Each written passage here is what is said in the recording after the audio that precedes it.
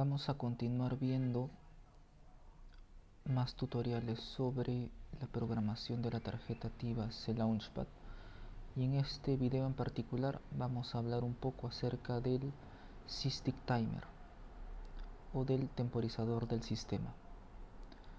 El System Timer básicamente es un temporizador de 24 bits, el cual va a contar en forma descendente, es decir, parte desde un valor inicial y va disminuyendo ese valor hasta llegar a 0.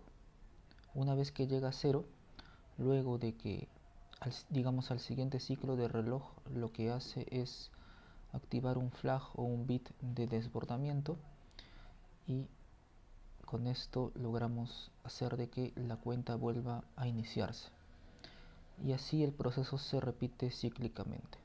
Así es básicamente cómo funciona el System Timer. Es un temporizador en forma descendente. Aquí tenemos, por ejemplo, un LED. Este es el pin PF1 de la tarjeta TIVA, el cual está parpadeando cada 500 milisegundos.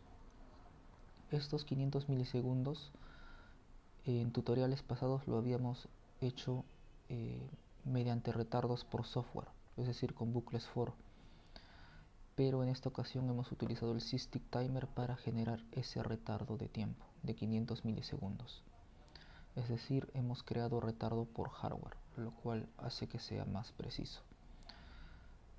Como pueden ver, tengo unas puntas de osciloscopios que están conectadas al pin PF1 y a tierra, y en la parte de aquí tenemos la captura del osciloscopio. En dicha imagen podemos ver la señal, la onda cuadrada de 500 milisegundos que ha sido generada con el System Timer. Es decir, cada 500 milisegundos hacemos de que el estado del pin cambie. Aquí tenemos una medición en la cual podemos ver, aquí hemos puesto dos ejes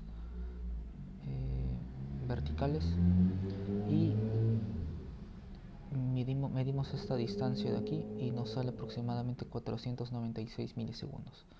Es decir, hemos creado un retardo muy cercano a 500 milisegundos con ayuda del System Timer. Entonces ahora lo que vamos a ver es cómo realizar el programa para que podamos implementar esto.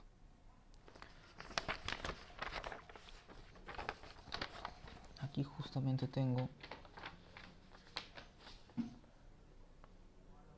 una hoja con un pequeño resumen de lo que vendría a ser el temporizador System Timer. Como les dije al inicio, el System Timer lo vamos a encontrar embebido, se encuentra dentro del módulo NVIC del microcontrolador, en este caso del TM4C123GH6PM de Texas Instruments. Pero el System Timer en realidad es un temporizador que vamos a encontrarlo dentro de la arquitectura de todos los ARM, de los microcontroladores ARM, en los Cortex M4, en los Cortex M3 y en algunos Cortex M0 también. Es un temporizador de 24 bits, el cual cuenta en forma descendente, como ya lo dije. En esta gráfica, en estos triángulos, se puede ver cómo, digamos que se parte desde un valor inicial y el timer va contando en forma descendente hasta llegar a 0. Una vez que llega a 0, al siguiente ciclo de reloj se activa un flag, que básicamente es el bit 16 del registro ST-CTRL, del cual vamos a hablar más adelante. Una vez que se activa esto, se resetea y se vuelve al valor inicial, y la cuenta continúa, vuelve a descender de esta manera. O sea que es un proceso cíclico. Así que digamos que los registros importantes que tenemos que tener en cuenta para configurar el System Timer es: el primer registro es el registro ST-CTRL. Este registro de aquí, el registro ST-CTRL, de este registro nos interesan el bit 16, por ejemplo. El bit 16 es justamente ese flag, es aquel que nos avisa o que nos dice que ya la cuenta llegó a 0. Cuando la cuenta llegó a 0, ese bit 16 se pone a 1, su nombre es count, de cuenta, el bit 16. Luego tenemos el bit 2 y el bit 0 que nos va a permitir habilitar el timer y elegir el source o la fuente de reloj. En este caso vamos a usar la fuente del reloj del sistema. Otro registro importante es el registro strload.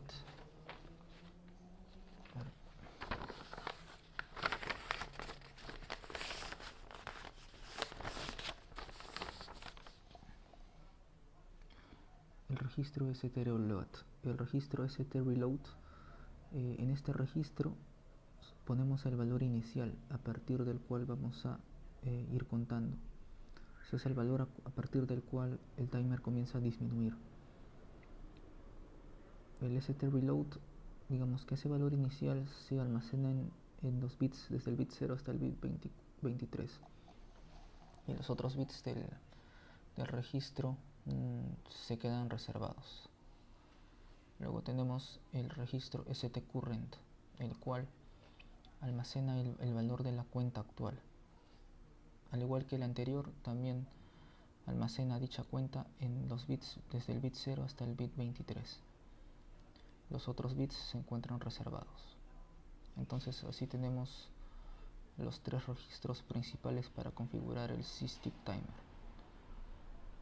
El strstl, el que nos permite habilitar o deshabilitar el SysTick Timer, y a su vez también nos indica con un bit que se desbordó el timer.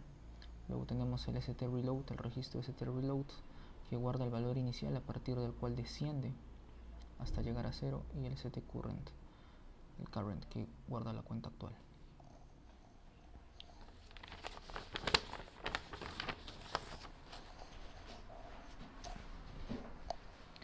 Aquí tenemos un ejemplo de cómo sería el proceso de cuenta en el SysTick Timer.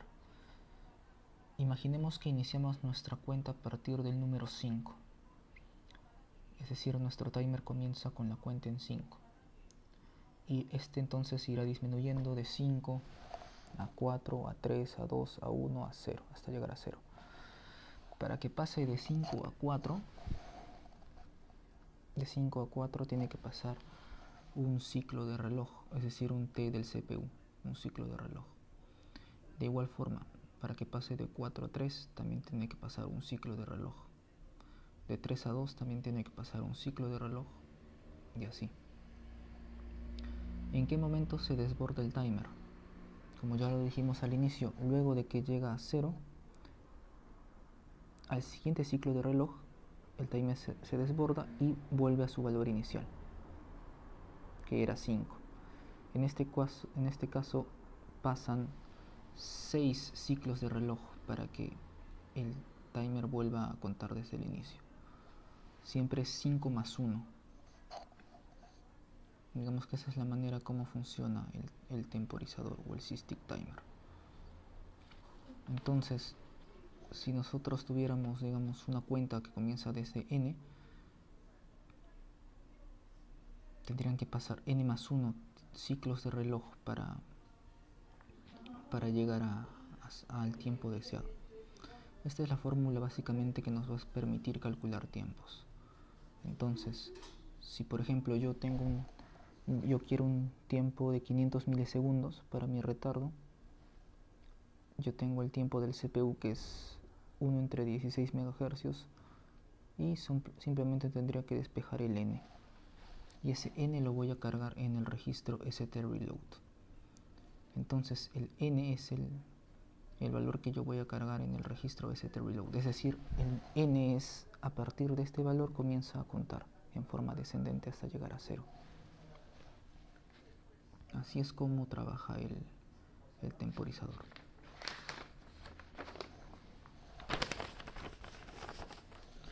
Por ejemplo, para el caso de nuestro programa, si queremos un tiempo deseado, un retardo de 500 milisegundos, entonces aplicamos la fórmula n más 1. Recuerden que n es el valor que va en el registro strreload, es decir, el valor inicial a partir del cual se desciende la cuenta. N más 1 por t de CPU es t deseado. Quiere decir que n más 1 es 8. 8 millones en este caso. El n es lo que guardamos en ese reload. Ahora vamos a verlo en el programa.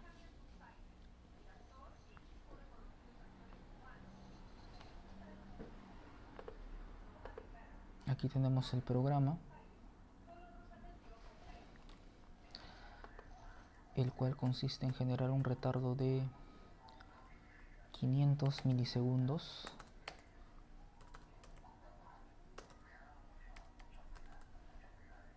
usando el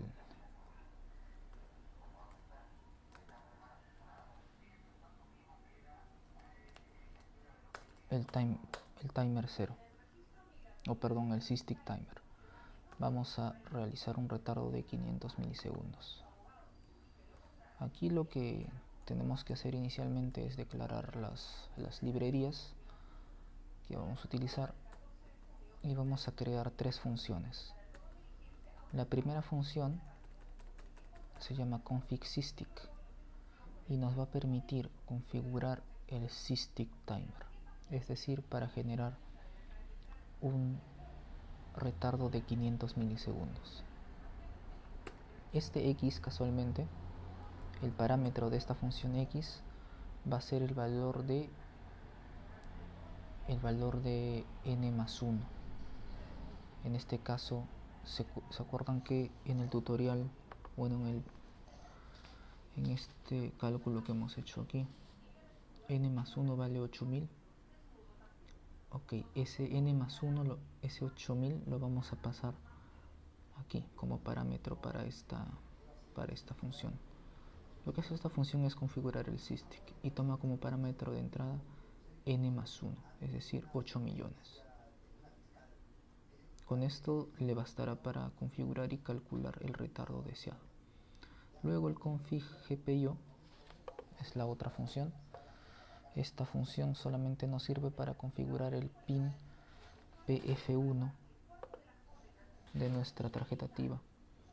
Es simplemente el pin que está parpadeando aquí, el pin PF1.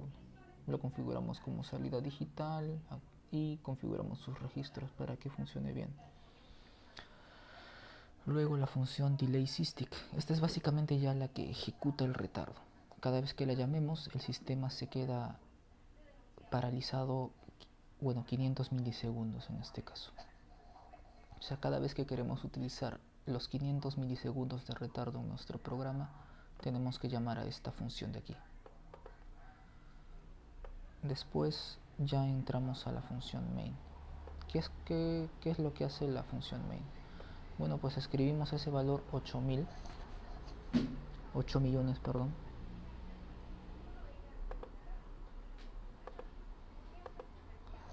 Este valor de acá. Para 500 milisegundos n más 1 es 8 millones. Lo escribimos ahí. Llamamos a la función config_gpio que configura los pines. El pin de salida PF1. Luego llamamos a config_systic que nos permite configurar el SysTick timer y le pasamos como parámetro este x que es 8 millones. Y luego llamamos a delaySysTick. Bueno, en este caso debería ser así, delaySysTick, para generar un retardo, digamos, al inicio. Si queremos lo podemos obviar porque el retardo está dentro de este while. Entonces ya hemos llamado nuestras configuraciones iniciales tanto del SysTick como para el puerto de salida GPIO, y ahora lo que hacemos es un while. Es como el programa que hicimos al inicio. Escribimos un 1 para encender el LED, hacemos un retardo de 500 milisegundos, pero obviamente ahora ya no es por software como hicimos en los tutoriales iniciales, sino que ahora el retardo es usando el SysTick. Luego apagamos el LED y hacemos otro retardo con el SysTick, un retardo de 500 milisegundos, y el sistema se repite en forma infinita porque está dentro de while 1. Ahora vamos a ver qué cosa hemos puesto en la función que configura el Sysdig Timer. Lo primero que tenemos que hacer es desactivar. Para configurar el Sysdig Timer, lo primero que tenemos que hacer es deshabilitarlo para proceder a configurar. Ese es el primer paso. Lo deshabilitamos escribiendo un 0 en el bit 0, que es el habilitador, que está en el registro STCTRL. O sea, estamos escribiendo un 0 en el bit enable. Bit 0 estamos escribiendo un 0 en el bit enable, con lo cual estamos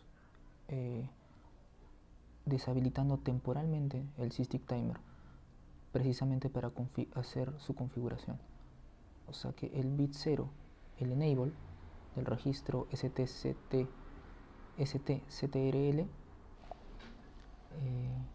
lo ponemos a 0 al inicio. Luego lo que hacemos es cargar el valor, es decir, el valor inicial a partir del cual parte la cuenta, es decir, ese valor n, en el registro STReload, que recuerden, este registro es en el que se carga dicho valor inicial. ¿Qué valor vamos a cargar? Pues el valor n, que vendría a ser x menos 1. Recuerden que x será 8 millones. X será 8 millones. Entonces x menos 1 vendría a ser el n, es decir, lo que yo tengo que cargar. O sea, yo le paso 8 millones menos 1 es a partir de este valor es que empieza a contar en forma descendente. Luego de cargar el valor deseado, escribimos cualquier valor en el registro stcurrent register. Aquí no importa el valor.